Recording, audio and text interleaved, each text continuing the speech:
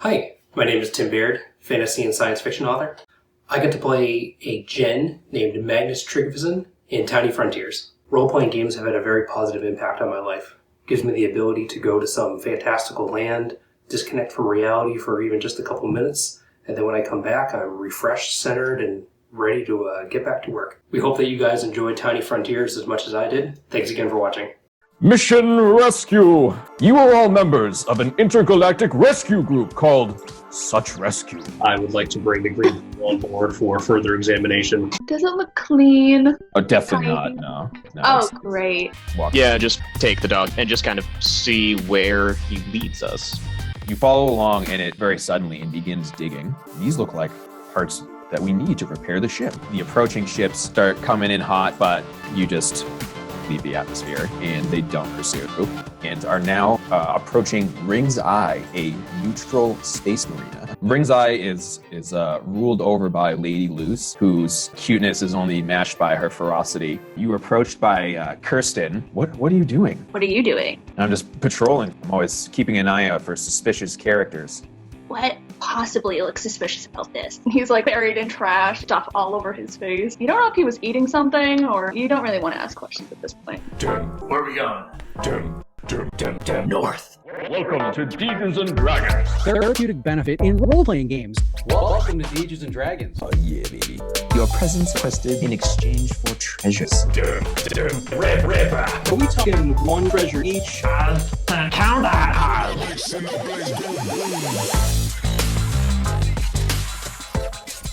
So Dagoth is alerted to there is in fact a bounty out for the members of Such Rescue. So at this point, I think I will relay that information over our little personal communication devices and probably inform the crew that our next stop is going to be Planet Catnip, as their king has invoked the captain's ire. Oh, Captain, I got this big old bomb, by the way. Do you want me to put it somewhere? In the ship. Like just on the floor? I mean, strap it to something, but yeah. Okay. That's generally where we keep things. Just on the floor. Okay. Well, I mean, like it's like a really big bomb. But okay, cool. I'll get some rope or something. Some zip ties. I'll babysit and assist. Okay, that's There you go.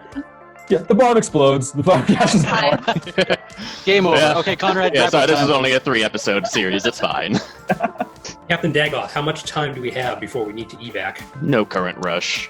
I was just curious if we should perhaps have Lady Luce talk to Gizmo and see if she knows anything about this green poodle and what this green poodle might be capable of and how it could help us. Yeah, this is a good plan. All right, so I would like to volunteer arranging a liaison to Lady Luce and see if she'd be willing to entertain our query. Dagoth is currently happy that he is not around anybody right now because he is now physically shaking.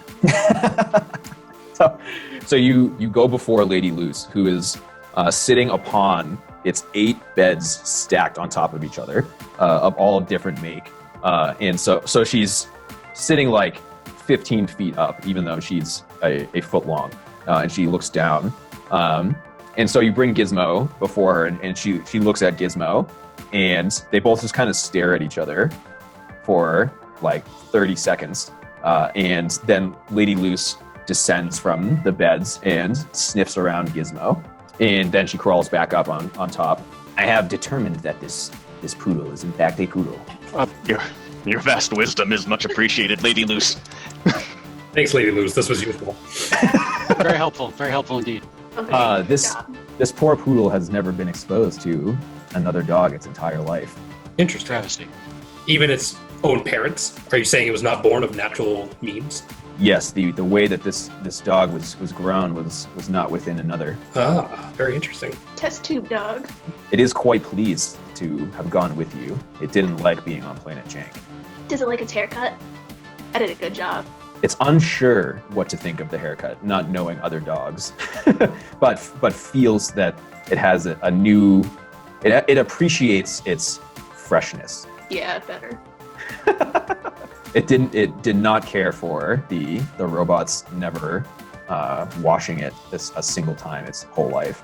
Yeah, it was pretty nasty.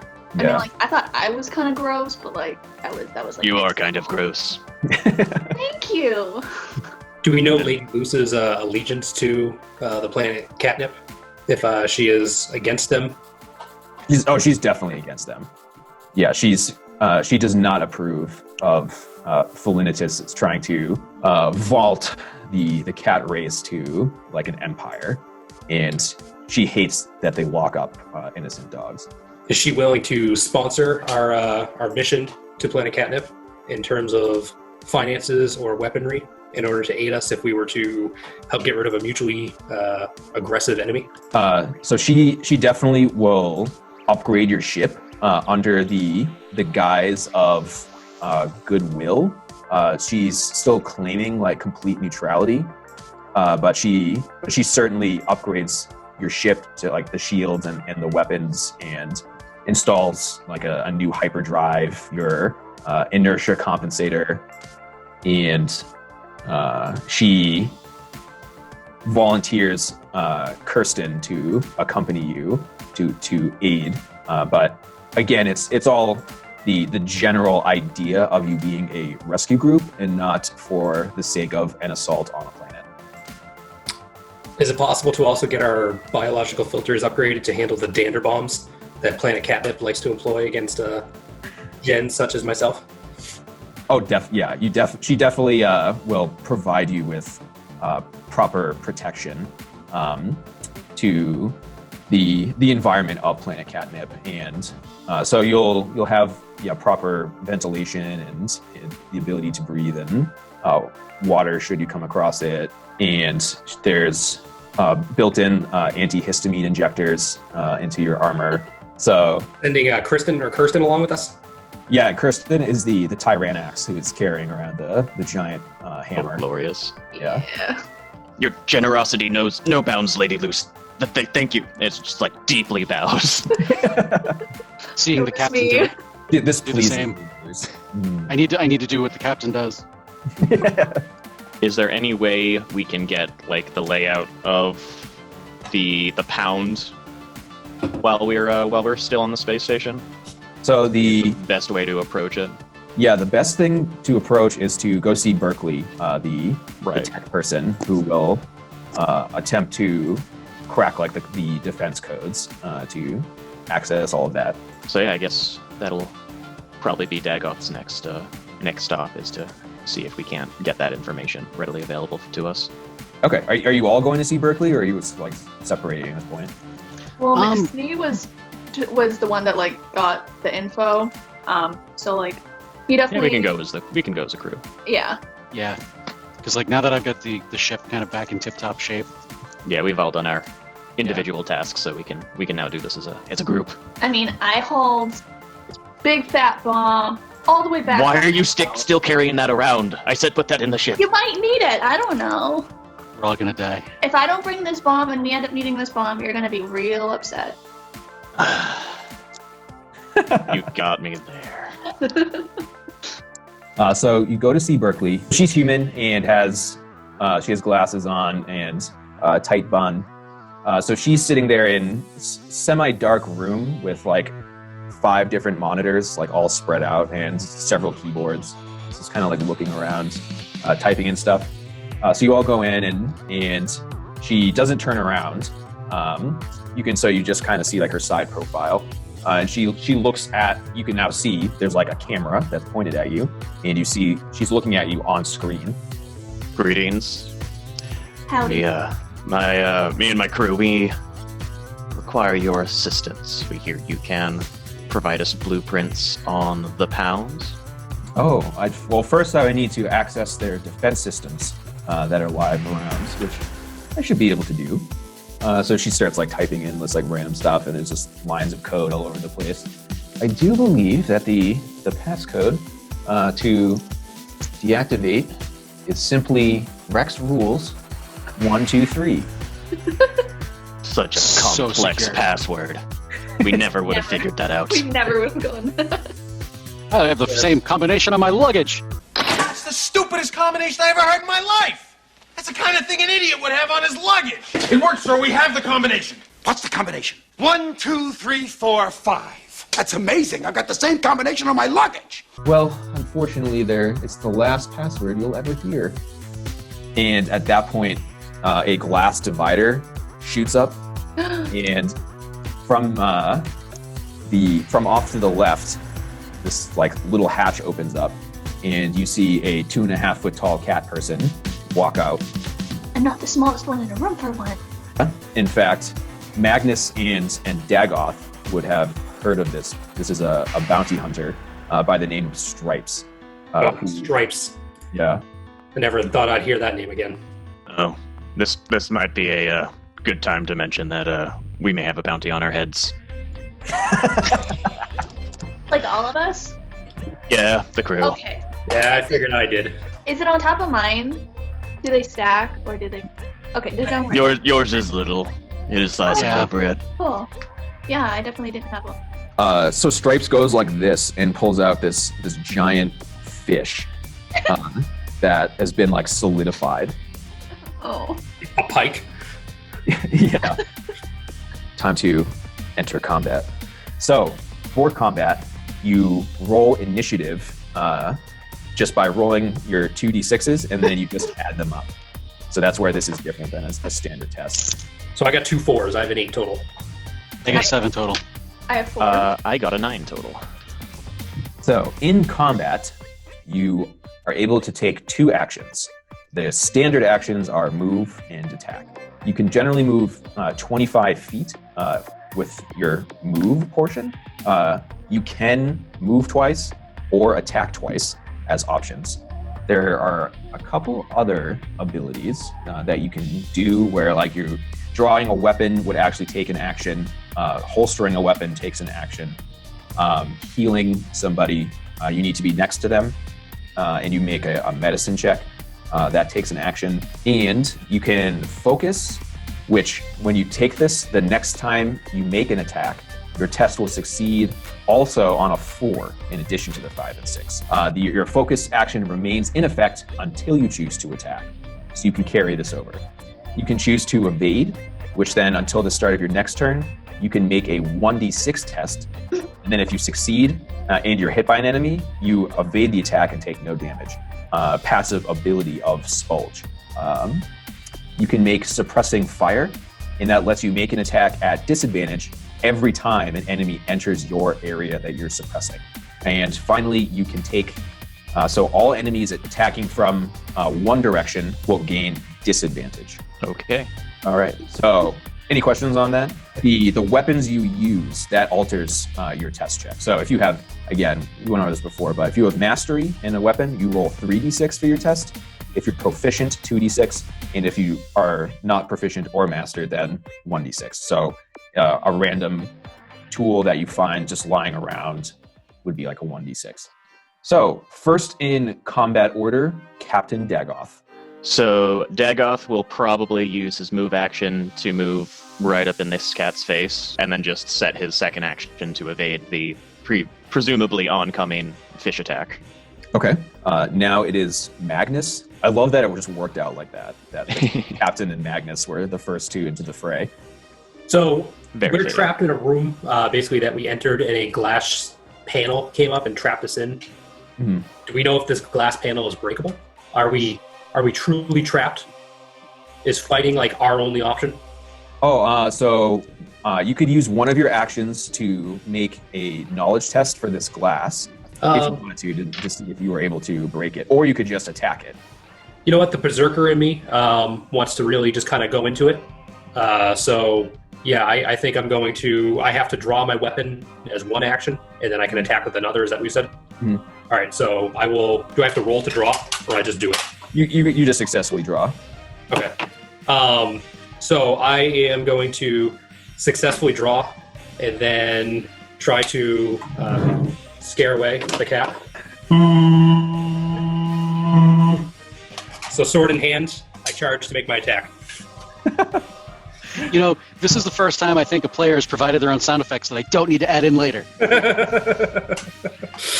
right, Okay. so I'm going for my attack. I'm ready. All right, so you draw and then you move directly up to it. So now Dagoth and Magnus are both just standing on two sides of Stripes. Dagoth ready to evade and Magnus ready to strike. That will bring up Jack. Maybe to make it a little bit easier for them to strike, I'm gonna launch my railgun net thing right at him. So hopefully it'll wrap him up and make it easier for these guys to capture them or whatever they want to do with him once they get there. So just Okay, and this is the weapon you have mastery in. correct. Okay, so you'll roll 3d6 to make this attack. I have 2 5s and a 1 for an 11. Okay, so your success is just if you roll a 5 or 6 on any of your dice, you'll succeed. Okay, so then I succeeded. So you shoot it, and it strikes Stripes, and it drapes over him for 1 point of damage. So Stripes looks annoyed that there is a net just hit him in the face suddenly. Does it restrict his movement or anything like that, or? So to be seen, but it is a partially weighted net that is over him. Okay, and now Spoljacks. Okay, upon seeing Stripes get, wrapped up in the net, he's going to pull out his sonic shocker thing and to shoot twice. So could he do that 4 times? Yeah, so with that, that's the quick shot skill. Yeah, double shots with light ranged weapons. Yeah, so then you could take 4 shots. Okay, so he's gonna do it. He's just gonna pull it out and go like, ah, and just shoot. Okay, so then you roll 4 1d6s, and each individual success will count as a hit. Okay. 2, 4, 5, 6. Okay, so two strikes will hit. So take out the sonic blaster and just go to town. Yeah. So Stripes is kind of like trying to like move around, but it definitely looks like it's more difficult in the net. So it manages to move out of the way for 2 of these wild blasts, and then takes 2 more to the face. And he's looking pretty weakened at this point. At which point now he turns back and looks and says, "Meow turn." And he goes to swing the fish first at Captain Dagoth. Okay, so that's a miss anyway.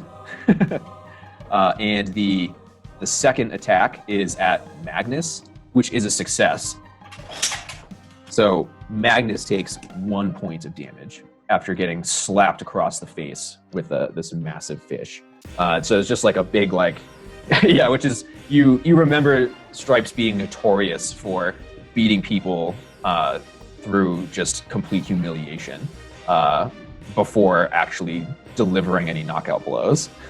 Yeah, I used to call him the Pescado Punisher back in the day. Yeah. All right, so Dagoth is back up. All right. Well, I suppose I will, probably fire at him with my needle gun to see if I can't subdue him with the tranquilizers that are currently in there. Okay, so you'll take out the needle gun and then right fire. with one action and then fire with the second. I have missed. Okay, yeah. So you point it somewhat point blank, and just through sheer overconfidence, managed to miss by an inch. Clip one of his whiskers. Yeah. All right, Magnus. So I turn sideways and slam my pauldron into him, and then swing at his furry little stomach. All right, so you're taking 2 attack actions. I guess, yeah. Or is it the attack with my pauldron? It's just my style, Oh, okay, all right, yeah. So it's just pure stylist effect. So you're attacking twice with the sword, but let's say that. Yeah, but to pour salt on him, you're hitting him first with the shoulder block. Yeah, if I had a shield, I would have shield slammed him. Yeah. So roll 2 or 3. So you will roll 3d6 2 times. Okay. So first attack, I got a 5, a 6, and a 5. So that was a pretty sweet attack. Yeah. So with the first attack, actually, so you slam him in the face with the shoulder, and then you take the sword and you just come across with the wide end of the saber, and you take him physically like out of the net and just send him flying against the glass. At which point, he just looks stunned, his eyes close as he sinks to the ground and drops the fish. At which point now, Berkeley, you can see like sweating bullets. Well, I just used my one attack to take the thing out. So can I use my second action to slam my sword against the to like pommel slam the glass to see if I can break it? Yeah, for sure. Yeah.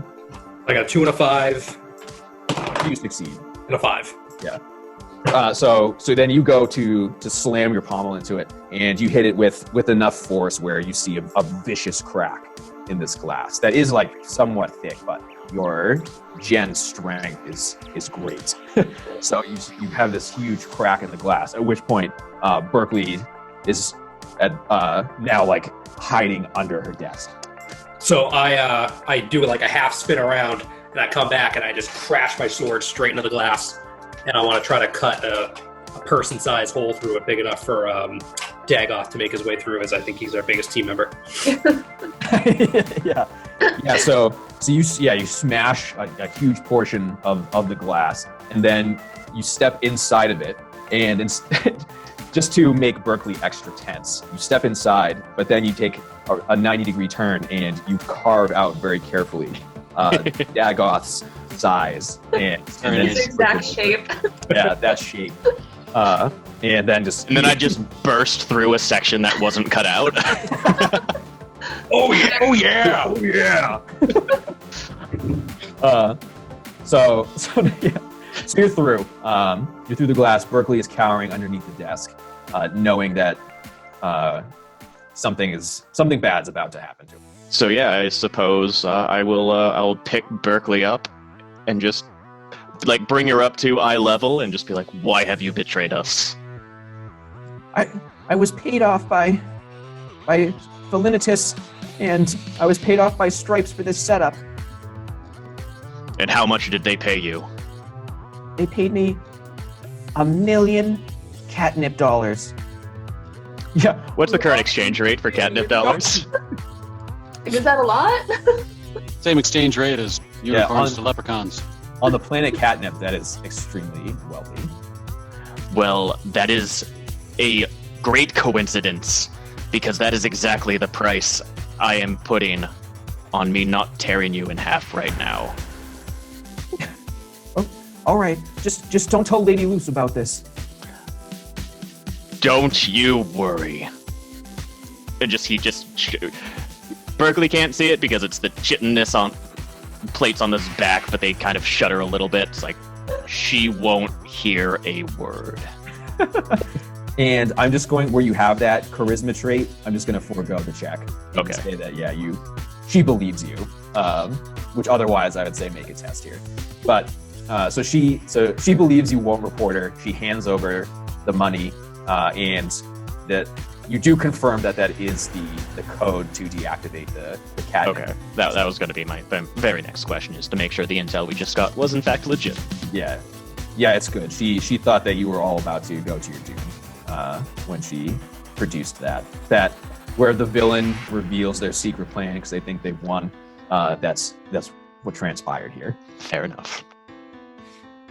Okay, so you've subdued Stripes. What are you going to do with Stripes?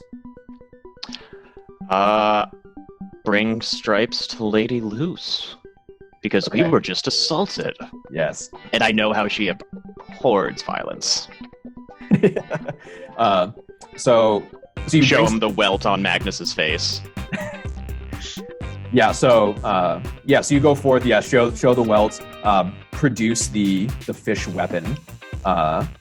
And she looks at the unconscious Stripes, and you just see this like ferocious look in her eye, and she just looks back at the rest of you. Thank you for bringing this to me. Now, leave me. Dagoth is just like instant transmissions back to the ship. You move so quickly. Yeah, you know that whatever fate befalls Stripes is not one to be witnessed. No, Dagoth wants to be able to sleep well tonight, and he knows if he sticks around, he will not be able to sleep for months. Yeah. Okay, so you've defeated the bounty hunter. You have the ship is upgraded with weapons, defenses, speed. You have Kirsten now accompanying you to go assault Catnip, and you have the code to deactivate the defense system, where you can now drop your bomb on the Meowitzers and then get inside. Glorious. So I think that's the stopping point where the Flabbergast will go to the planet Catnip and free the dogs. Yes. Free the dog.